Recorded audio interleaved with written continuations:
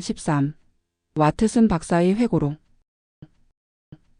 우리들에게 붙잡힌 남자 즉 제퍼슨 호프는 심하게 저항했으나 만사가 틀렸다고 체념하며 평온한 미소를 띠고서 우리에게 물었다. 한바탕 격투로 다친 곳은 없습니까? 그리고 홈즈를 바라보며 말을 이었다. 나를 경찰에 데려가려면 밖에 마차를 쓰시오. 발에 밧줄을 풀어주시면 내 발로 걸어 내려가겠소. 옛날과 달리 뚱뚱해져서 나를 떠매고 내려가려면 힘들게요. 그레그슨과 레스트레이드 경감은 건방진 소리라고 생각한 듯 서로의 얼굴을 마주 보았으나 홈즈는 곧 발목을 자유롭게 풀어주었다. 호프는 일어서서 다리가 과연 자유롭게 되었는가를 확인이나 하듯 이리저리 뻗어보았다. 나는 그 모습을 보고 그렇게 골격이 잘 갖추어진 남자도 드물 것이라고 생각했다. 햇볕에 탄 그의 얼굴 역시 그 체격과 어울릴 정도로 힘찬 결의에 차 있었다. 호프는 탐복했다는 듯이 홈즈를 바라보며 말했다. 경찰서장 자리가 비어 있다면 당신이야말로 제격입니다. 나를 찾아내어 이렇게 제 발로 걸어 들어오게 한 솜씨는 일품이었소. 홈즈는 못 들은 체하고 경감에게 말을 걸었다. 자, 범인을 연행하시지요. 레스트레이드가 말했다. 내가 천상 마부 노릇을 해야 되겠는걸. 그래 주면 좋겠습니다. 그리고 와트슨 자네도 함께 가세나. 자네는 처음부터 이 사건에 흥미를 갖고 있었으니까 끝까지 지켜봐야지. 나는 기꺼이 따라가기로 하고 모두는 계단을 내려갔다. 호프는 도망갈 기색도 없이 조용히 자기 마차에 올라타고 우리가 그 뒤를 이었다. 레스트레이드 경감은 능숙하게 마차를 몰아 곧 경시청에 도착했다. 우리는 작은 방으로 안내되었다. 그곳에서 한 경감이 용의자와 살해된 두 사람의 이름을 기록했다. 그 경감은 얼굴이 유난히 흰 사람으로 감정을 모르는 가면을 쓴 것 같은 얼굴로 기계적으로 일을 진행했다. 치안 판사의 취조는 금주 안으로 시작될 것이오. 그런데 제퍼슨 호프 그 전에 무엇인가 해둘 말은 없소? 미리 말해두지만 당신이 하는 말은 모두 기록되어 불리한 증거가 될 수도 있습니다. 호프는 여유 있게 말했다. 여러 가지가 있습니다. 그리고 여기에 계시는 여러분에게 남김없이 들려드리고 싶습니다. 경감이 물었다. 재판 때까지 기다리는 것이 좋지 않겠소? 나는 재판을 받을 일은 없을 것 같습니다. 놀라실 건 없습니다. 도망가거나 자살할 생각은 없으니까요. 호프는 그 특유의 날카로운 눈을 나에게 돌렸다. 당신은 의사 아닌가요? 맞소. 나는 의사라오. 그럼 여기를 만져보시지요. 호프는 그렇게 말하고 웃음을 띠면서 수갑이 채워진 손으로 자기의 가슴을 가리켰다. 나는 그가 시키는 대로 그의 가슴에 손을 갖다 댔다. 그리고 심장이 제멋대로 뛰고 있는 것을 느끼고 놀랐다.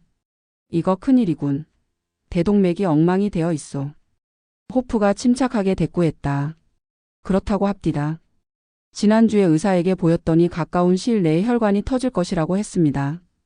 최근 몇 년 동안 크게 나빠졌다는 것을 나는 느끼고 있었어요.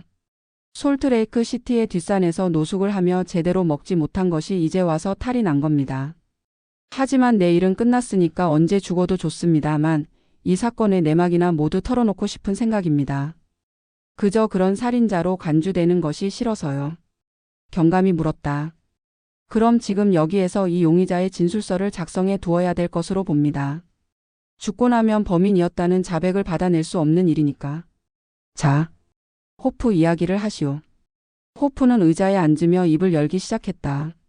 앉겠습니다. 동맥이 얇아져서 그런지 쉽게 피로를 느낍니다. 더구나 아까의 격투로 현기증마저 느낍니다. 그려. 하여간 나는 관 속에 발 한쪽을 들어놓은 거나 마찬가지라. 결코 거짓이 없다는 것만은 알아주시오. 그렇게 말하고 나서 호프는 다음과 같은 놀라운 이야기를 들려주었다. 호프는 극히 대범하게 이야기를 이어나갔다. 경감이 일일이 필기해 둔 것을 참고했기에 다음 이야기가 정확하다는 것을 보증할 수 있다. 내가 왜 그 두 인간을 증오했느냐 하면 그 자들은 무력한 노인과 여인을 죽인 살인자이기 때문입니다. 그렇다고 법정에 끌고 간들 그들의 죗값을 치르게 할 수가 없었던 겁니다. 그러나 나는 그들의 죄를 속속들이 알고 있었기에 나 자신이 판사와 배심원을 겸하고 동시에 사형집행까지 시행하는 세 가지 역할을 도맡기로 결심한 거지요. 당신들도 정의를 아는 사람들로서 내 입장에 있었다면 능히 같은 일을 했을 겁니다. 그 아가씨는 20년 전에 나와 결혼을 하기로 약속되어 있었습니다. 그런데 그 사악한 드리버에게 결혼을 강요당하여 그것이 병이 되어 죽은 거지요. 나는 그녀의 시체에서 그 불결한 결혼 반지를 빼내어 드리버의 숨이 끊길 때 어떤 죗값의 보상으로 죽어야 하는가를 깨닫게 해주리라고 맹세했습니다. 나는 그 반지를 몸에 지니고 다니면서 두 대륙을 헤맨 끝에 그자와 그의 공범자를 찾아냈습니다. 나는 내일쯤 죽을지도 모르지만 이 세상에서 내가 할 일을 끝냈기에 안심하고 죽을 수가 있습니다. 놈들은 돈이 많고 나는 가진 게 없었으므로 그들을 뒤쫓기가 힘들었습니다. 런던까지 왔을 때는 주머니가 텅 비어 당장 입에 풀칠을 하기 위해서도 일거리를 찾아야 했습니다. 마차를 몰거나 말을 다루는 일에는 능했으므로 영업용 마차 조합에 부탁했더니 곧 써주더군요. 그리고 매주 일정한 금액만 조합에 내면 나머지는 내 수입이므로 많은 수입은 아니지만 먹고 살만했습니다. 그러나 마차 일에서 가장 어려운 것은 지리를 익히는 일이었습니다. 그래서 지도를 갖고 다니며 목표가 되는 역이나 호텔 등이 있는 곳을 알아둔 뒤로는 한결 수월했습니다. 두 원수의 거처를 알아낸다는 것은 보통 어려운 일이 아니었습니다. 그러나 포기하지 않고 끈질기게 찾아 헤맨 결과 강 건너 캠버웰 구의 하숙집에 머물고 있다는 것을 알아냈지요. 일단 발견한 이상 뒤질은 나에게 달려 있었습니다. 나는 수염을 무성하게 길렀으므로 그들이 나를 알아볼 수는 없었지요. 매일처럼 그들의 뒤를 밟으며 기회를 노렸습니다. 그런데 놈들도 신중을 기했습니다. 혹시 미행을 당하고 있을지도 모른다고 생각했는지 결코 혼자서는 외출을 하지 않았고 밤에는 여간에서 나돌아다니려고 하지 않았습니다. 나는 2주일 동안 하루도 거르지 않고 뒤를 쫓았으나 둘은 한 번도 떨어진 일이 없었지요. 드리버라는 놈은 늘 술에 취해 있었으나 스탠 거스는 빈틈이 없었습니다. 아침부터 밤까지 노리고 다녔지만 기회는 여간에서 오지 않았습니다. 하지만 반드시 기회는 온다고 믿고 있었기에 조바심은 나지 않았습니다. 언제 혈관이 터져 복수도 하지 못하고 죽을지도 모른다는 것이 걱정이었습니다. 마침내 어느 날 밤 내가 놈들이 하숙하고 있는 토키 테라스 지역의 거리를 오락가락하고 있는데 마차 한 대가 그 하숙집 앞에 멎는 것이 보였습니다. 그리고 마부가 짐을 내와 싣더니 조금 뒤에 드리버와 스탠 거슨이 나타나서 마차를 타고 어디론가로 달려갔습니다. 나는 곧 말을 달려 뒤를 밟았습니다. 아무래도 먼 곳으로 떠나는 것 같아 걱정이 태산 같았지요. 그들은 유스턴 역에서 내렸습니다. 나는 급히 말을 메어놓고 뒤를 바짝 따랐습니다. 그들은 역 직원에게 다가가더군요. 리버프랭 열차가 지금 있소? 역원은 고개를 흔들었습니다. 지금 막 떠났으니 다음 차를 타셔야 합니다. 스탠 거스는 낙담이 큰 듯 말했습니다. 그거 큰일인걸. 조금만 서둘렀어야 하는 건데 말이야. 하지만 드리버는 오히려 좋아하는 눈치였습니다. 나는 인파에 섞여 그들 등 뒤에 바짝 다가가서 그들이 하는 말을 빠짐없이 엿들었습니다. 드리버가 말했습니다. 나에게 볼 일이 남았으니 이곳에서 기다려주게. 곧 돌아올 테니까. 그러자 스탠 거슨이 따지듯 말하는 것이었습니다. 늘 함께 다니기로 약속하지 않았는가? 드리버가 단호한 태도로 대꾸했습니다. 이거 내 사사로운 일이니까 함께 갈 수 없네. 그 말에 스탠 거슨이 뭐라고 했는지 잘 들리지는 않았으나 드리버가 버럭 화를 내더군요. 자네는 내가 고용한 신분이야. 건방지게 이래라 저래라 하지 말라고. 스탠 거슨은 그 말에 기가 꺾이는 것 같았습니다. 만일 막차가 떠날 때까지 올 수 없다면 할리데이스 호텔에서 기다리겠네. 드리버가 고개를 끄덕였습니다. 11시가 넘으면 할리데이스 호텔로 가겠네. 그리고는 횡하니 역에서 나갔습니다. 이제 기다리고 기다리던 기회가 무르익어 가는 판이었습니다. 놈은 이제 내 수중에 들어온 거나 마찬가지였으니까요. 둘이 함께라면 공동 전선을 펴고 대항해 오겠지만 혼자라면 꼼짝도 못하게 할 자신이 있었습니다. 더구나 서두를 일도 아닌 것이 나에게는 치밀한 계획이 있었던 겁니다. 그 악당들로 하여금 왜 자기가 죽게 되는가 어떤 죄로. 그 보복을 받는가를 충분히 음미할 분위기가 아니고는 복수의 진가가 없는 것이 아니겠습니까? 그냥 찔러 죽여서는 아까운 일이었던 겁니다. 며칠 전의 일이었습니다만 브릭스턴로에 빈집을 보러 갔던 손님이 우연히도 열쇠를 마차에 잃어버리고 간 일이 있었습니다. 그 이튿날 열쇠를 찾으러 조합으로 왔기에 곧 돌려주기는 했지만 나는 그 본을 떠서 또 하나의 열쇠를 만들어 두었지요. 그렇게 해서 아무에게도 방해받지 않아도 될 장소를 이 대도시 속에 마련할 수 있었던 겁니다. 다만 어떻게 드리버를 그 집으로 끌어들이느냐가 문제로 남아 있었지요. 드리버는 길을 어슬렁거리고 걸어가면서 이 집 저 집 술집에 들르더니 마지막 집에서는 30분이 지나서야 나왔습니다. 그때 그의 걸음걸이로 보아 상당히 취한 것을 알 수 있었습니다. 그는 내 앞에 서 있는 마차에 탔습니다. 나는 곧 그 마차를 따라갔지요. 워털루 다리를 건너 몇 km를 가더니 놈은 놀랍게도 토키 테라스 지역의 그 하숙집 앞에서 내렸습니다. 무슨 생각으로 다시 그 하숙집으로 돌아갔는지 알 수가 없었습니다. 어쨌거나 그 근처에 마차를 세우고 놈이 다시 나오기를 기다렸지요. 아, 죄송하지만 물 한 컵 마실 수 있겠습니까? 이야기를 늘어놓자니 목이 마른군요. 내가 물을 따라 건네주니 호프는 맛있게 컵을 비웠다. 아, 시원하군. 나는 그곳에서 15분가량 기다렸습니다. 그러자 갑자기 집안에서 우당탕 시끄러운 소리가 나더니 현관문이 벌컥 열리면서 두 남자가 뛰어나오는 것이었습니다. 한 사람은 드리버였고 다른 한 사람은 처음 보는 청년이었습니다. 청년을 드리버의 뒷덜미를 끌고 나오더니 계단 위에서 냅다 팽개치더군요. 놈은 계단에서 굴러 떨어졌습니다. 그러자 청년이 몽둥이를 치겨들고 소리 질렀습니다. 개만도 못한 인간. 다시 한번 이 근처에 얼씬했다가는 다리를 부러뜨려 놓을 테다. 드리버는 발 하나를 절룩거리며 허둥지둥 달아났습니다. 그리고는 내 마차를 보고는 집어타더니 할리 데이비스 호텔로 갑시다. 하고 말하는 것이었습니다. 나는 놈이 마차에 올라타자 기쁨에 넘쳐 가슴이 두근거렸습니다. 이러다가 혈관이 파열되지는 않을까 걱정이 도리 정도였으니까요. 하여간 나는 마차를 몰며 독 안에 든 쥐를 어떻게 잡을 것인가를 궁리해 보았습니다. 물론 으슥한 골목이나 시골길로 끌고 들어가 해치울 수도 있었습니다. 그러나 놈은 스스로의 갈 길을 정해 주었습니다. 술을 더 마시고 싶었던 모양인지 어느 술집 앞에서 마차를 세우고서 기다리라고 하고는 술집 안으로 들어갔습니다. 그리고 가게 문을 닫을 시간이 되어 나온 그 자는 몸도 가누지 못할 정도로 취해 있었습니다. 나는 회심의 미소를 지었지요. 하지만 나는 그를 참혹하게 죽일 생각은 없었습니다. 아무렇게 죽여도 죄의 보답이 되겠지만 상대방이 무릎을 꿇고 눈물로 죄를 뉘우친다면 살려주지 않을 수도 없겠다는 생각도 했었습니다. 한편 나는 미국에서 여러 가지 일을 했었는데 한 번은 요크 대학 실험실에 청소부 노릇을 한 적이 있었습니다.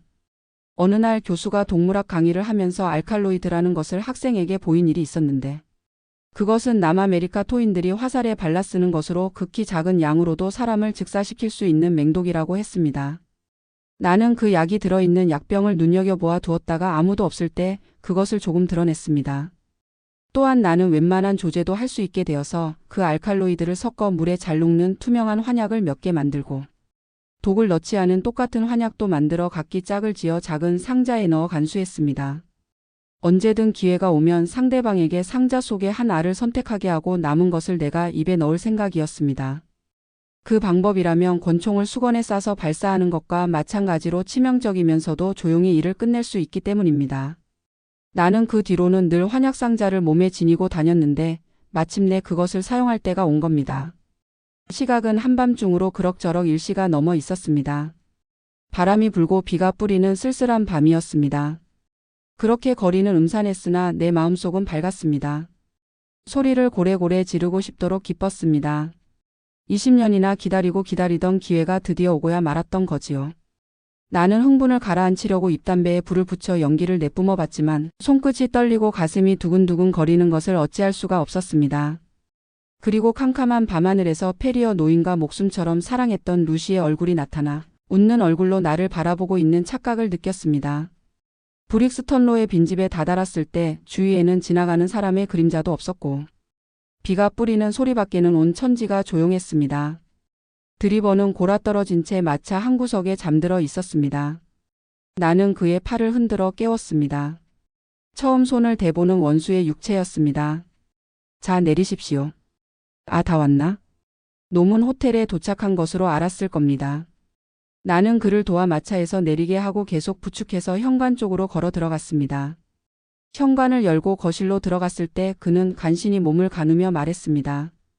되게 어둡군 그래. 곧 밝아집니다.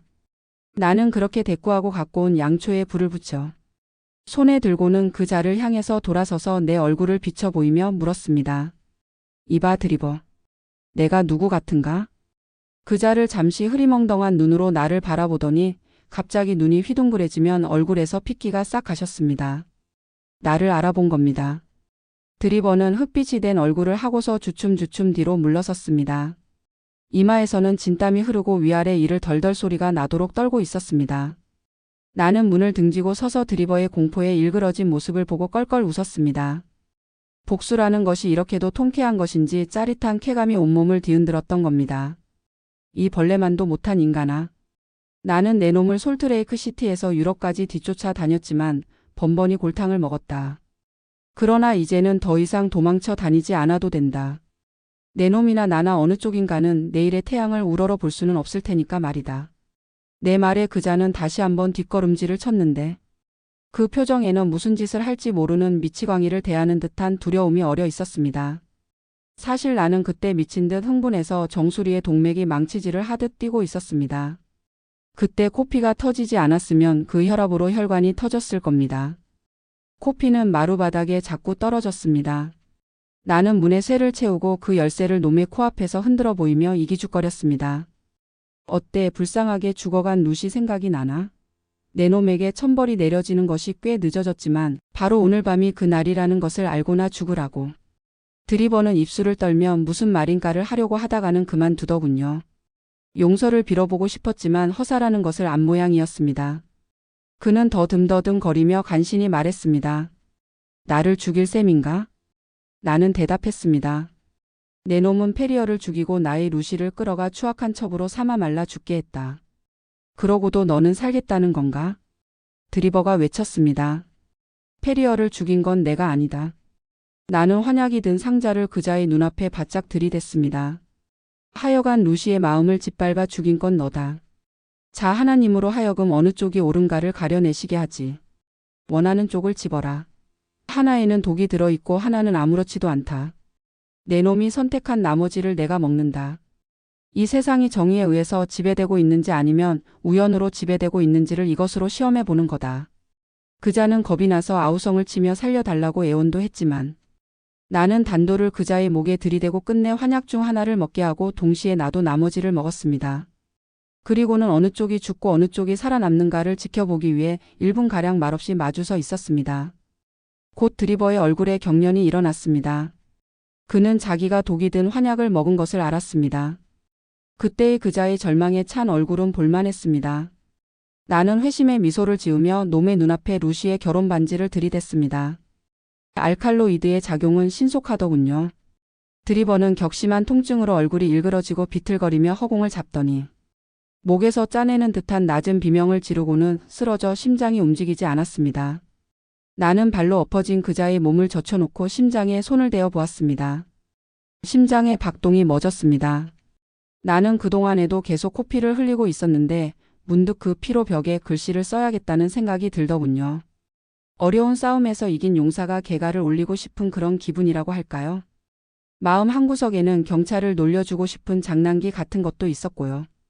옛날 뉴욕에서 독일인이 살해된 일이 있었는데 그 시체 위에 RACH 복수라고 쓰여져 있었는데 혹시 비밀 단체의 소행이 아닌가 신문에서 떠들어대던 일이 생각났던 겁니다. 그때 뉴욕 시민들이 호기심으로 들떴던 것으로 보아 런던 사람들도 흥미를 가질 것으로 생각되어 손가락에 코피를 묻혀 벽에 그것을 썼던 것입니다. 그리고 나서 마차로 되돌아갔습니다. 거리에는 여전히 비바람이 몰아치고 사람의 그림자는 보이지 않았습니다.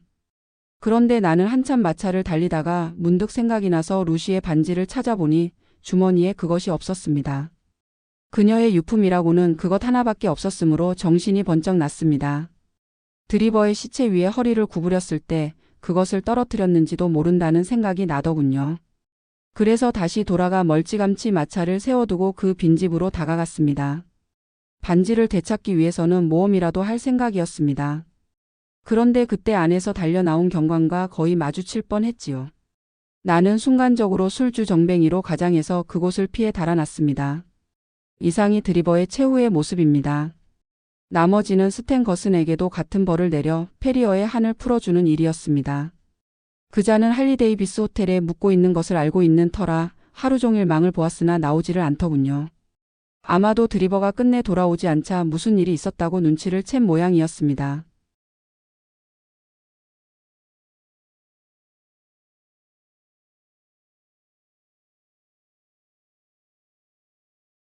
시청해 주셔서 감사합니다. 구독, 좋아요. 끝.